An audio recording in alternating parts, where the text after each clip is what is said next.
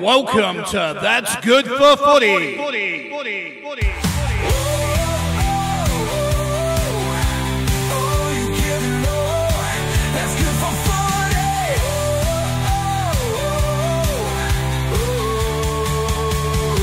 That's good for footy. This is what you pray for. Every night and every day for you give it all, and you give more. That's good for footy.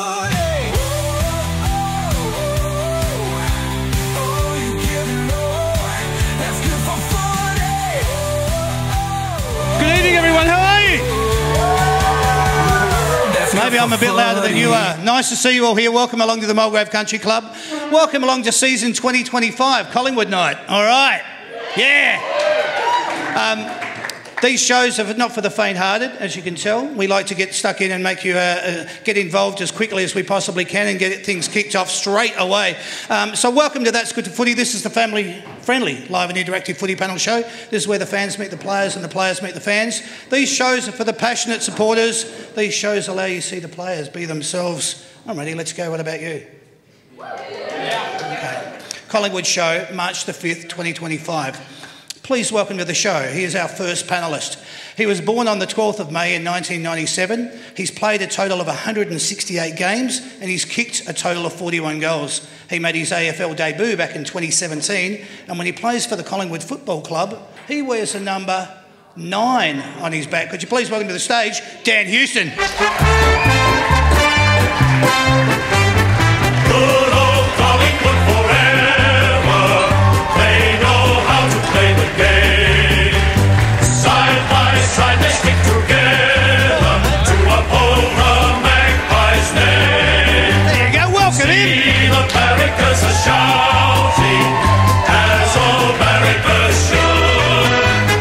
Oh, the premiership's a cakewalk for the good old Collingwood. Well done. Thank you very much, everyone. Bit of a foreign song to walk out to, but how's it feel coming out to that? Yeah, it is a bit of a foreign song, but it seems to be a pretty common theme that the Magpie supporters have welcomed me in with open arms. So it's good to hear that and the cheer, and I feel like I'm at home at the moment, which has been really good. Good, love that. Let's get him out here. Let's get our second panellist out here.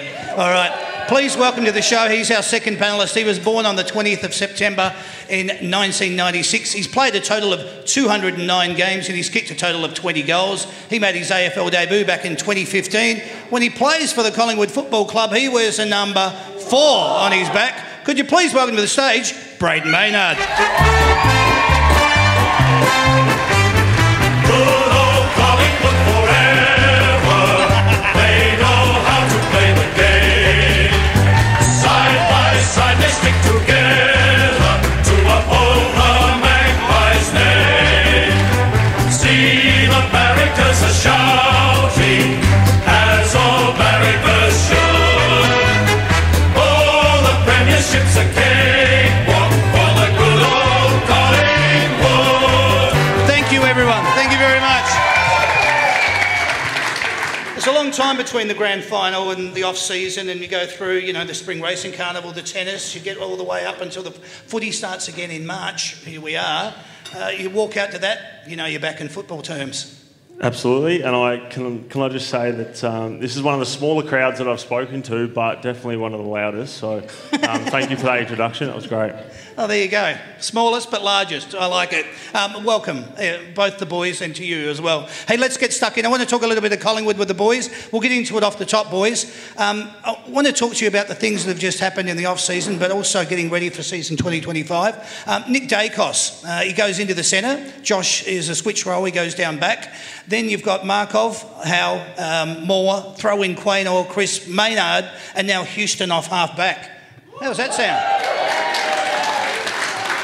That's exciting. And then we talk about your depth in the forward line with Hill, McStay, Myercheck, Membry and Elliott, plus your small forwards in Schultz and McCreary, and then the quiet achiever in Will Hoskin. If the Pies stay injury-free, look out. I read out that to you. That's the team that you're playing in. What do you think when you hear that? Those names? Yeah, I think it's a really strong team.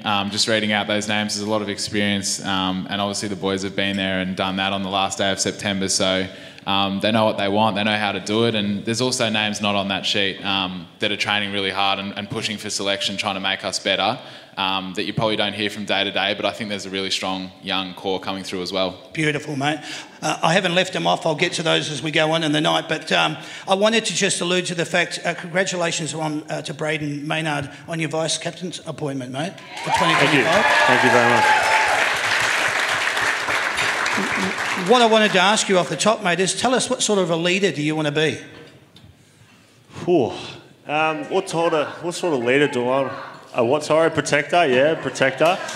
I want to lead by example. That's on and off the field. I feel like I lead by example through my actions. And Darcy is also a great leader who leads by example with his actions as well. And I feel like we have a really good group that lead by example on and off the field. But I feel like I want to bring and teach the younger boys as well how to become great leaders. So it's not just the leadership group that we have now, it's all the boys up and coming. So I feel like I'm able to do that at a sort of level that I'm satisfied with, but I want to keep growing younger boys into great leaders as well. So I'll lead by actions, but I want to help others lead as well. So beautiful, mate. Well said. I love it. Good stuff. Tell us, as a leader down at the club, now you have seen the new lads. How have you seen the new lads settle in? I talk of Membry, I talk of Perryman, and I talk of the young lad next to me in Dan Houston. How have the boys all settled in down at the club?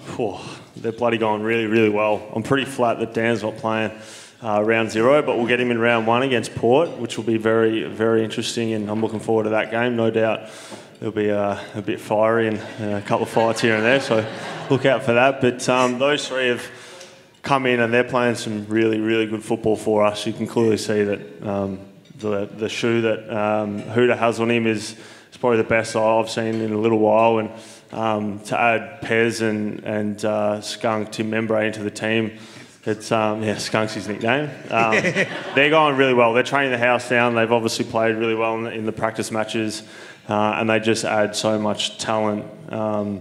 And competitiveness to the side, which is great, and a few older heads, so it's great.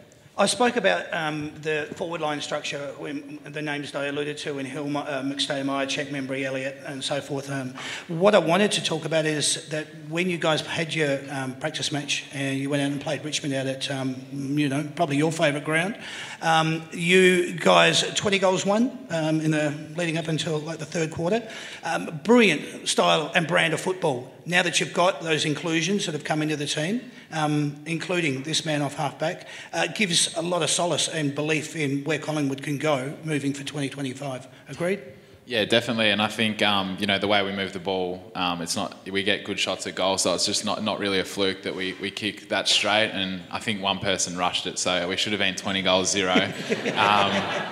The way we're moving the ball speaks highly of our goal kicking, because we're having a lot of shots that are, really kickable rather than, ones from outside 50 or from the boundary. So, it's really credit to the team and how we move the ball. Absolutely. The Pies campaign for 2025 kicks off on Sunday at NG Stadium.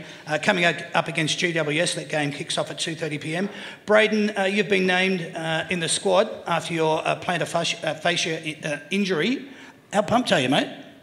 Very pumped. It's been quite frustrating. It's still lingering a little bit, my plantar fasciitis, but it's something that ebbs and flows. It lingers. 1 minute it's good, and then the next minute it's quite painful. So just sort of ongoing dealing with it, but it is probably the best it's been for probably just under a year now. I don't remember the last time I got out of bed and didn't walk normally without any pain, but that's finally changing. That's great. So it's a bit of an annoying one, but playing this week because it's good to go. Yeah, good, mate. Excellent. Let's get into a little bit more of talking to the boys. We're going to do it in our first little segment. It's called It's All About You. That's good for footy. All right. So Dan, you've played in some big games at the G. Probably the biggest from a personal point of view was round 16, 2023, playing against Essendon, okay? You had to kick the ball after the siren to win the game. It's a question I've asked a lot of individuals that come on this show. Who would you probably like to give the ball to after the siren? There'll probably be a lot of competition now with that answer between you and Jamie Elliott, I'd be doubting. How amazing for you was that feeling of kicking the ball after the siren to win the game? Yeah, it was pretty amazing. I think at the time, like, everything happened so quickly, and it doesn't really sink in till, days or weeks after that it actually happened. And yeah, it was a good feeling, and it was good to do it again against Essendon. I'm not a huge fan, but yeah, it was a really good feeling. And you're gonna love Anzac Day, let me tell you. Yeah, 100%, and something I'll cherish forever. And yeah, definitely, if I had that shot, I'd be passing to Jamie next time for sure. And it was 70, 80 out. Yeah, I think it was 90. 90, yeah, good. Yeah, well done. All right. You've also played in some other big games. I speak of showdowns against the Crows, crosstown rivals. I'm just wondering what your thoughts are, knowing that round 4 of 2025, Pies will face off against their arch rivals in Kelton at the MCG in a Thursday night footy game, probably with about 95,000 in the house. Does that give you goosebumps just thinking about it? Yeah, 100%. I went through the fixture when it came out, and I think there's a big game almost every second week. So I'm looking forward to to playing in all of them. And Carlton's, yeah, obviously a really big one for the club, and I'm looking forward to, yeah, just repaying or showing back a bit of faith. And yeah, I think I can really assert myself as a Collingwood player when in those rivalries. I'm pretty competitive and get pretty heated in the moment. So I'm looking forward to playing on edge in those games. I love it. Excellent. A big game like that, the captain comes back after winning the toss. He comes back into the group. The roar goes up around the ground. You've rehearsed this. You've done the game in your head. You've trained the house down. Your focus is resolute. You're physically and mentally ready to go. What is generally running through your head at this point, and what are you listening to, and are you actually listening to what the captain's saying? Get me pretty excited just talking about that. Yeah. No, I think, is it still about me? Too. Or is this... It's about you both. Well, yeah, I can go. I don't know, not a lot goes through my head ever. So when I'm listening to Darcy, I'm actually pretty locked in and pretty dialed into what he's saying, because it's the best day of the week. We train all week, we train the whole of pre-season for game day.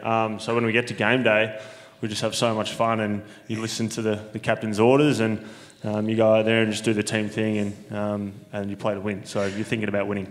I've got to do a little bit of theatre with it. I know that you did just get a little bit emotional and choked up about the thought of it, but it is that. Let's just say 80,000 people, MCG, Thursday, Friday, Saturday night football, does not matter. Take your pick. But he's gone into the centre, he's done the coin toss, he comes back in, you all get around into that huddle. I'm getting goosebumps now thinking about it. What's the emotion like for you, Dan, and how pumped are you? You've been through, you've done all the training, you're physically focused and you're ready to go. Yeah, I'm sure it'll be different in front of 80 or 90,000, but speaking from playing in front of, my biggest crowd might be 50, 55. Yeah, it's just trying to remove the emotion out of it for me. Like I play pretty calm, and I've got a big calm being in the back line, and yeah, just remove the emotion out of it, try and stay as clear as possible. And I think, yeah, I try and talk to my teammates as much as possible.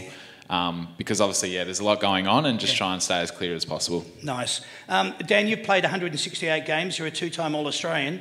You've got a cool head, one that you just outlined then, in both your playing style. What was the emotion like for you in the most recent trade period? And tell us about your decision and your journey about getting to the Pies. I've seen footage of you checking your phone, answers weren't coming through the way that you wanted. What's the journey been like for you? And then finding out that you finally did get the trade, and guess what? You're going to be playing for the Collingwood Football Club. Yeah, I guess it's quite a journey. It dates back to probably mid last year, just, flagging it with the club, and then obviously I just go play my footy, and, managers actually get paid for what they do during that time. So I just left it with my manager, and then obviously, he came back and he said, it was early days. It was this team you could go to, or this team, and then I just left it because he's like, it's a long period of time.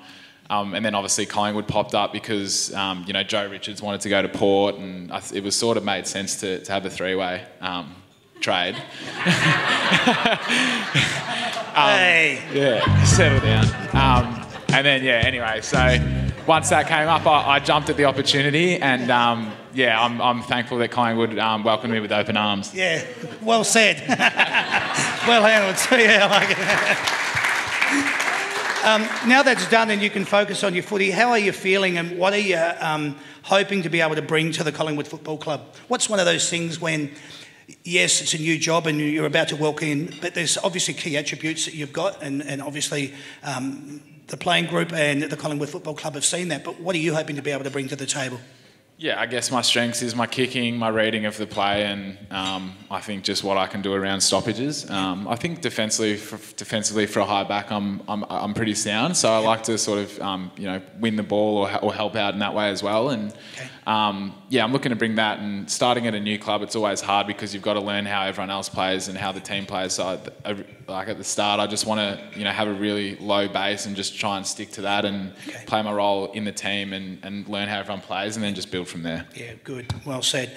He's a good mate of yours, and nearly everyone in AFL circles rates him as one of the best players he's once in a generational type of player.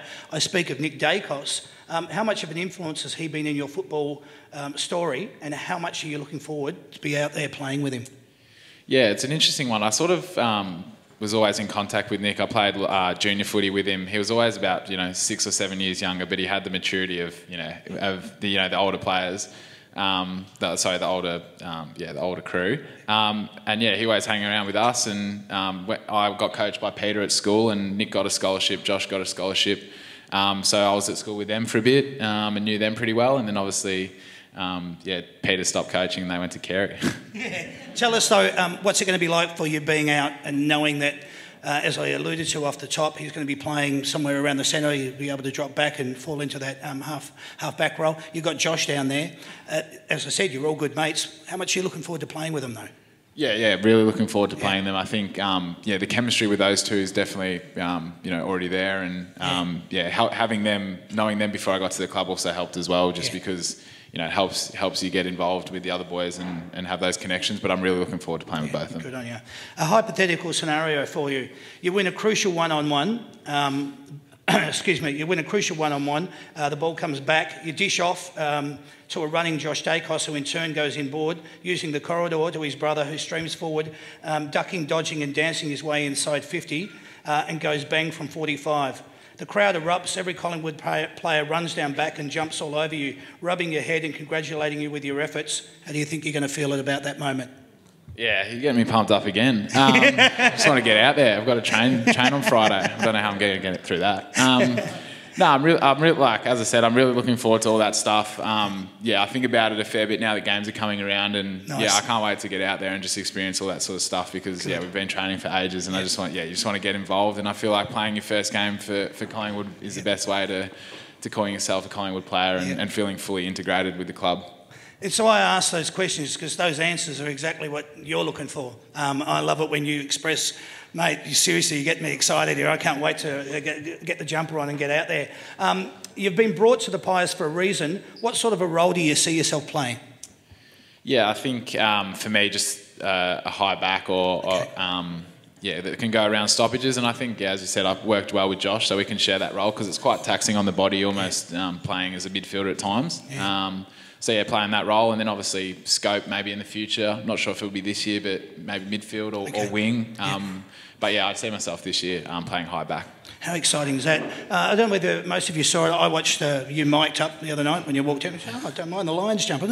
Not bad colours. But you hear the crunch and you hear the flesh. It's physical. Being mic'd up is one of the most impressive things to actually watch as a spectator. A question for both of you. What's the one skill or attribute that you want to that you try to focus on, or you want to perfect in your game? What's that one skill? There's a couple, but I think. Please share whatever they are. I think my overhead marking and being able to sort of take marks like Jeremy Howe and a few of the bigger boys in big packs would be lovely to be able to do on a consistent basis. But I feel like. I am getting stronger at that. I train it at training and try to get better every day with that. So I would love to be able to do that more often. So it's only a matter of time. Yep. Yeah, for me, probably kicking on my left. I've tried to do it multiple times. Every pre-season, like, I'll get better at it, and I try, and it just gets worse. So don't ask me for kicking tips. You're a good ground ball, good in and under. Is that something that you practice a lot in order to get the most out of yourself? Yeah, early days for sure. I worked pretty hard on my fundamentals and making sure that I was up to AFL standard with ground balls and marking. As a smaller player, you have to be good over the footy. So yeah, worked on it really hard, and definitely room for improvement in everything, but I feel like I've got it to a decent level. Brilliant. Excellent. The team message is generally the same regardless. Hunt and chase, get to the contest, protect the corridor, lock it, take on every opportunity, run, tackle, come at or protect the ball carrier, depending on who's got the ball, apply pressure both on the ground as well as on the scoreboard, go fast and you can't defend. How accurate are all these things? And when it comes to the Pies' plan and game style, how accurate are all those things? I'm going to be completely honest, I just zoned out then. Can you... Apologies, can you read that out again? Yeah, I'd love to. Thank you. The team message is generally the same regardless. It's hunt and chase, get to the contest, protect the corridor, take on every opportunity, run, tackle, come at or protect the ball carrier, depending on which team has got the ball, apply pressure both on the ground as well as the scoreboard, go fast and you can't defend. How accurate are all these things when it comes to the Pies' game plan and style? Yeah, very accurate. We very, very accurate. We base our game on pressure, and I feel like a lot of teams do that as well. But I felt like that, or I do feel like that's something that Fly's brought into the Collingwood Football Club, is just our pressure around the footy. Whoever's got the ball in their hand needs to have pressure on them at all times. So I feel like we're one of the best teams at that. So hopefully we can go on this year to show a lot of our best pressure action, all that. And Brandon, probably talking about the premiership year and also what has happened since, in relation to the game style and the mantra that is professed by the Fly, is to suggest that go fast and you can't defend. Accurate? Yeah, that is. Yeah, that's accurate as well. We like to move the ball fast, but we know, we have game modes where we can go into. Now, I'm not going to go into that because this is being filmed, so I don't want to get it out. But we have different game plans and scenarios, and in particular parts of the game where we know when to move the ball and how to move the ball. So yeah, we're able to get that done, and whether it's fast, whether it's slow, or whatever the game gives us, we know how to adapt and to play that game. Exciting brand of football. As far as fans, we watched the pre-game down in the warm-up, basically talking about the warm-up routines and in the locker room prior to the game. There is always a lot of handshakes, back and bum slaps, encouraging embraces. How much of all this does it actually mean to you personally? Yeah, I think it just reflects the connection of the team, and I think Brazzy leads it. He's the king of energy, and he runs the energy with the group. And there's no doubt getting around the boys before the game. Sometimes it's just good, to get out of yourself and get around someone else. And I haven't played a game yet, obviously, but it just builds the energy and the trust of your teammates, and everyone's got each other's back. I've always spoken to certain individuals that I know they like to get out onto the field, and in order to get into the game, you've got to have body contact. I know that you're probably one of those individuals. In order for you to feel like you're part of the games off the top, body contact. Down in the rooms, you want to get into that. That helps you by the time you come up the race, you run through the banner, bang, you're into it. White line fever. Yep, that's it. It's sort of each to their own. In the warm up, everyone sort of does their own thing, but there is a lot of body contact, and you do get a feel with your teammates. And if you need to do extra bumps on the side or extra tackles, you go and do that, because it is a bloody physical game, and you need to be up and about from the very first bounce. So me personally, I do some bumps with Q just before the ball's bounced, because he's a pretty big unit, and if you bump it in before the game, I'm pretty sure you can take any hit. But there's just ways that individuals go about it, and that's the way I go about it. Yeah, nice. Thursday, Friday and Saturday night football are prime time viewing categories. You want to play your best, but you also want to look your best. Who or how many individuals down at the club go that little bit extra? What I'm alluding to here is maybe they get a new haircut, they get a new headband, or they may even get a new tattoo. What's the rules when it comes to deodorant, aftershave and cologne? Well, you must have deodorant on. Like that's a rule. Some of the boys smell pretty good in the change rooms. They're into their cologne a fair bit. Yeah, I don't know. There's a bit of everything. Like some of the boys, like Q, he always says, if you look good, you smell good, you feel good, you play good. So he sort of goes by that mantra, and he always smells really good. Not better than me though. So Q. But yeah, it's obviously just personal hygiene. It's actually pretty funny. Like we have a bit of a gag at the club. Yeah. Hygiene's a big thing at the club because you're always sweating, you're always working out. So yeah, hygiene's really important. Tell me about Thursday night football, Saturday football. I just alluded to it. They're prime time viewing categories. How many guys just they've been to the hairdressers on the Thursday or the Friday before the weekend? Well, I don't know if anyone saw Q's new haircut. It looks really good. There's a few boys that go in sort of day before the game, 2 days before the game to look sharp because you look good, you feel good, you play good. So some people go by that mantra, but some people don't really give two shits about how they feel or what's going on. But I mean, each to their own. Once again. Where are you, Dan? Yeah, I'm usually a haircut every second week. Okay. But yeah, we'll see how we go because there are a few more primetime games at this club. Good on you, mate. I like it. There are a few perks of being an AFL footballer. What's your favourite? Oh, it's probably just the time off. Like we obviously work really hard at the club when we're there. We train hard. We attack gym hard, and we review thoroughly. But probably just having that time off is really good for me. I enjoy having a day off during the week where we can get out and play some golf. Nice. I'm pretty flexible with the weekend, so being able to get away. Okay. That's probably my favourite perk. Okay. Mine would have to be sort of going in each day and being able to just hang out with a bunch of boys that are chasing the same dream. And it sounds pretty cliche, but you sort of get to train and play with 40 really good mates. So to be able to go in every day and sort of muck around, train hard, have some fun, wherever that is, whether it's on the weekend, team dinners, whatever that is, I feel like the connection you have with all these boys is something you're going to have for the rest of your life, especially winning a flag or whatever that may look like. You build relationships and you just have a lot of fun, and you're doing what you've always wanted to do. So that's probably the biggest thing.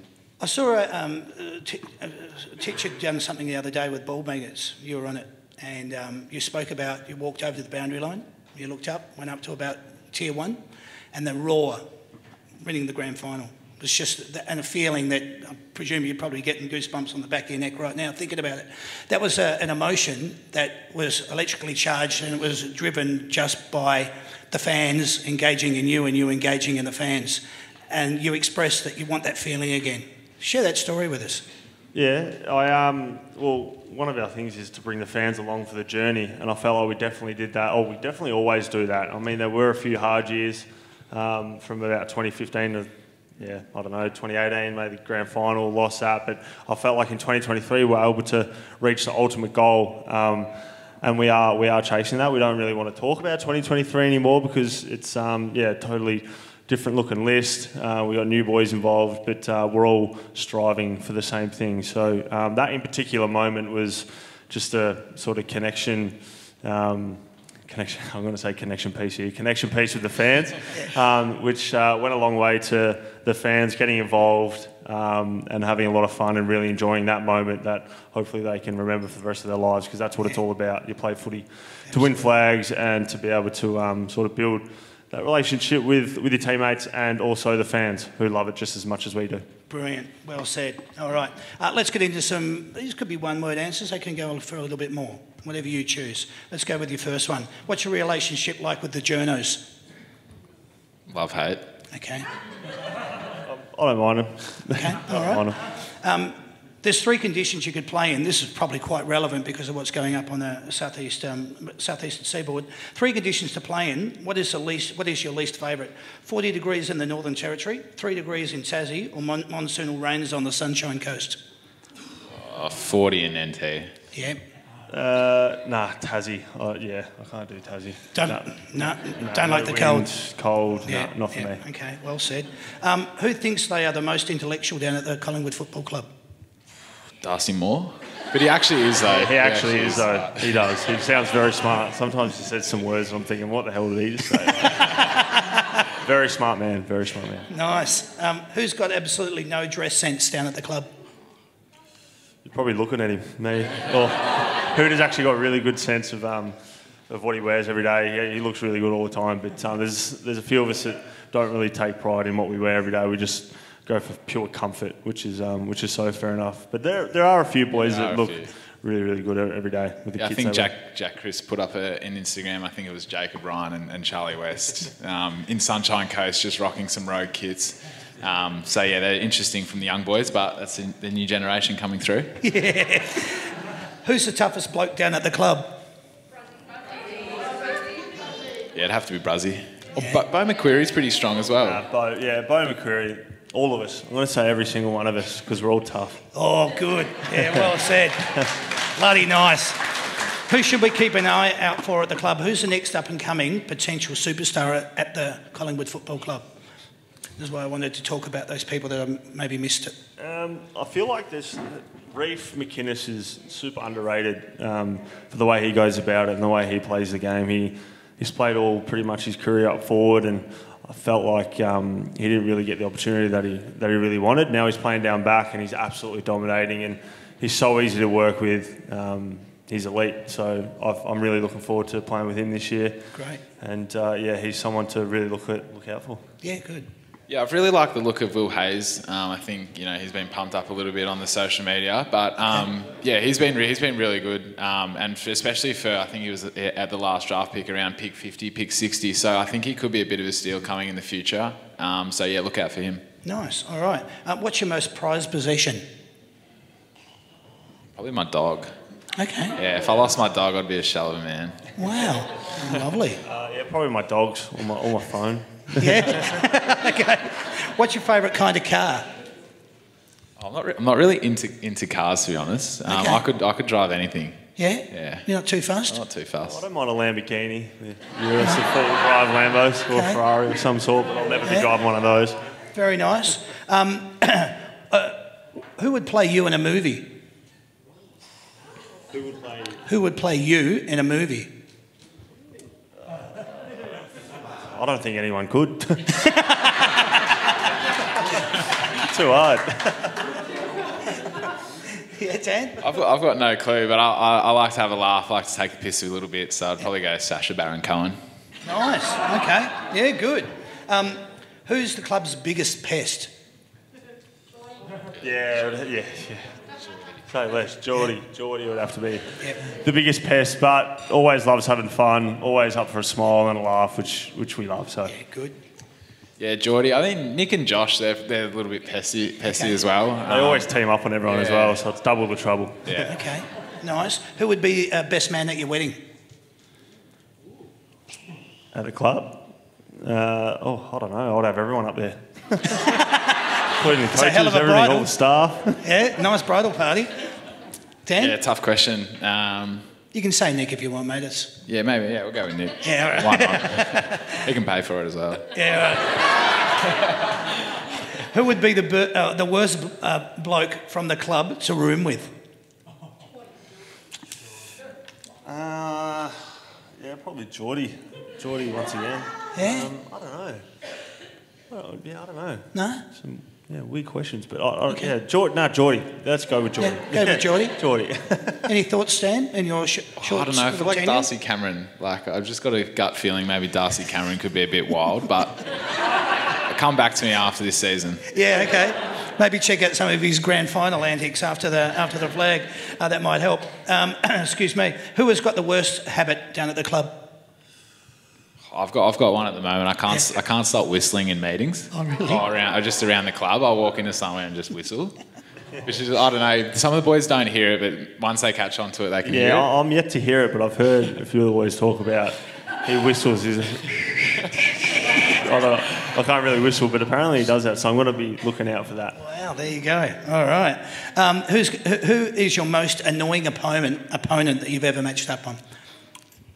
Who's your most annoying opponent? There's different types of annoying. I think in a way that always plays well on me, probably Brent Daniels. So I'm pretty lucky I'm not playing this weekend because I know he'd have a day. But he's pretty underrated, and I find him really hard to play against. So that's my type of annoying. Yeah, good.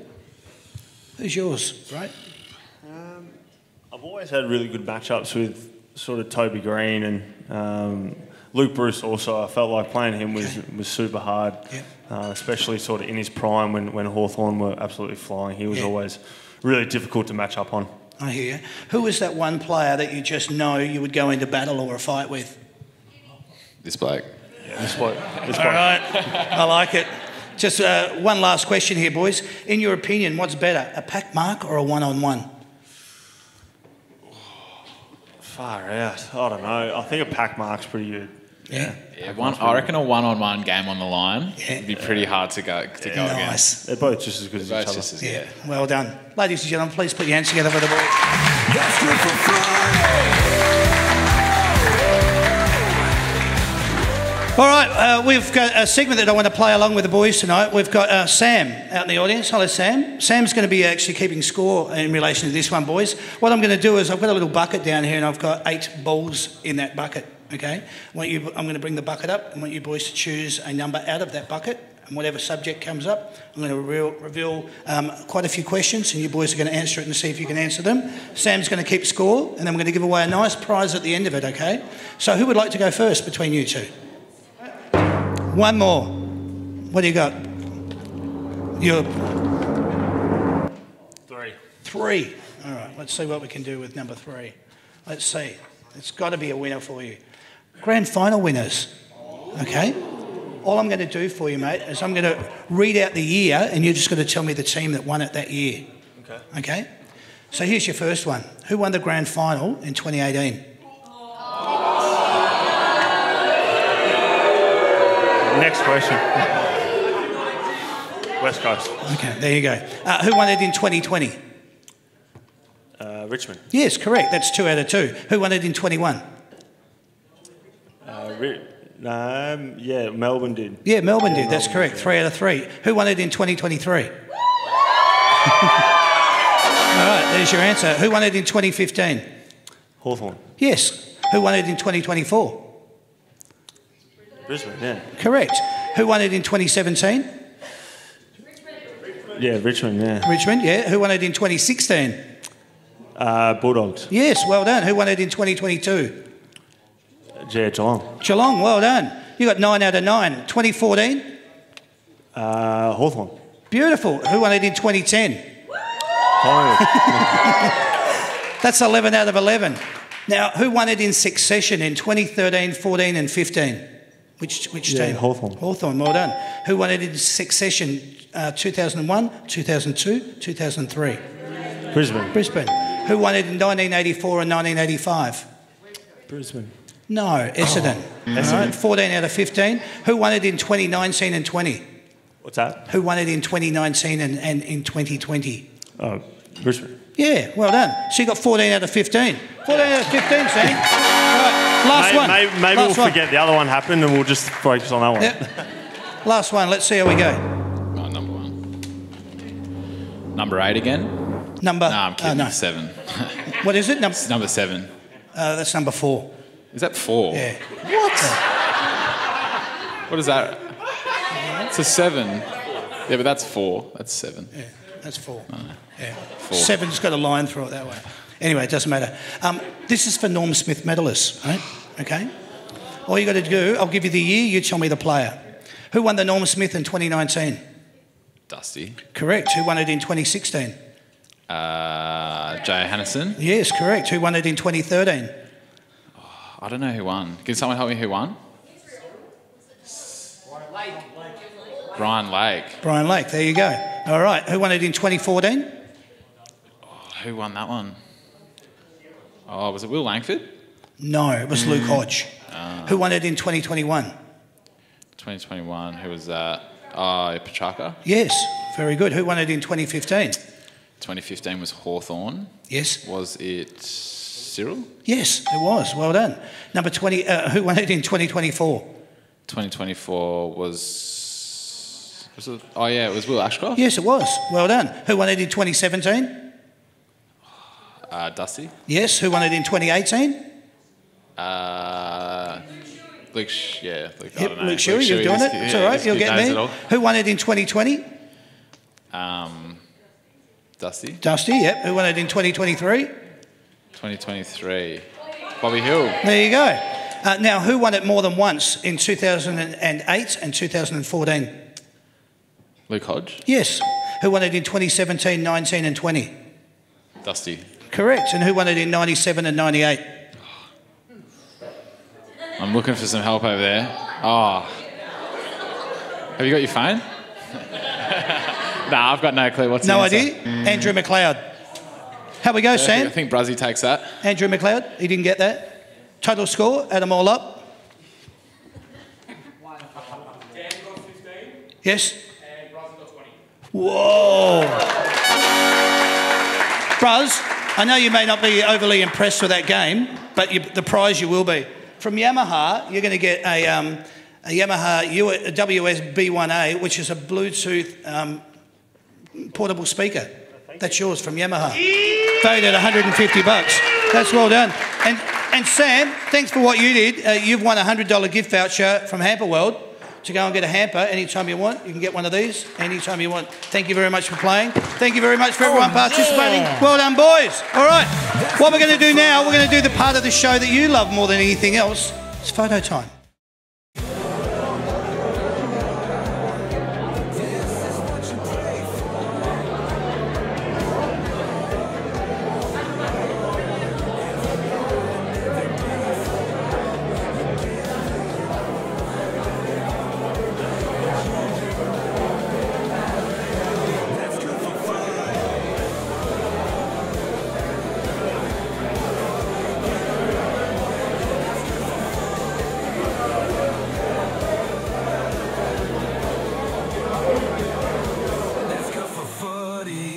Well done, boys. Thank you, everyone. Thanks for coming along here to the Mulgrave Country Club tonight for our season 2025 Collingwood show, first one for the year. We appreciate your courtesy. We appreciate your time. We thank you for being part of it. I just need to quickly let you know we've got some shows coming up in the next couple of weeks. We'd like you to either tell your friends about or spread the word. If you'd like to be part of the live audience at any of the live That's Good Footy panel shows, get onto the website, which is www.that'sgoodfooty.com.au/tickets. On March the 12th, we're heading to the Italian Sports Club in Werribee for a Western Bulldogs night with Tim English and Sam Darcy. Land of the Giants with those two, a couple of big lads. Then on March the 19th, we're back here at the Mulgrave Country Club for an Essendon night with Sam Draper and Harrison Jones. Do you want to boo that, Scotty, or not? Oh, okay. All right. Then on the 26th, we are heading down to the Frankston RSL for a St Kilda show with Jack Steele and Darcy Wilson. And then on April the 2nd, we're back here at the Mulgrave Country Club for a Hawthorn night with Dylan Moore and Connor McDonald. Remember, when you're purchasing your tickets, you can only do it through the website. What I want to do now is say thanks to everyone for attending the That's Good Footy panel show. Thanks to Sam, my sound guy. Thanks to the lovely Sandy, who looks after the door. Could you please put your hands together for them? And while you're feeling that way, could you please put your hands together for Braden Maynard and Dan Houston? Thank you, guys. Thanks, guys. Great to have the boys along from the Collingwood Football Club. I'm sure you wish them all the best on Sunday against GWS up at Energy Stadium. Boys, please pick up your microphones. You can have the last word. You can say anything you'd like to the fans or anything you'd like to say to the people in the room. Maybe say that this has been the best thing you've ever done. I don't know. That's up to you. Besides that one segment where I didn't have much of an idea about anything. But that was, a really good night. Thanks for having us. Like I said at the very start of the night, one of the smaller crowds, but definitely one of the loudest crowds I've been to. So thank you very much, and we'll see you during the year. And Dan? Yeah, similar to Bruzzy. Yeah, thanks for coming tonight, and I look forward to playing in front of you and hopefully many wins to come. Excellent. Well done. Too good. I love all the words. I love what the boys did. Thanks very much for being part of it. My name's Damien. Thank you, guys. Cheers and good night. See you at the next one. Bye. This is what you pray for. Every night and every day for. You give it all, and you give more. That's good for footy.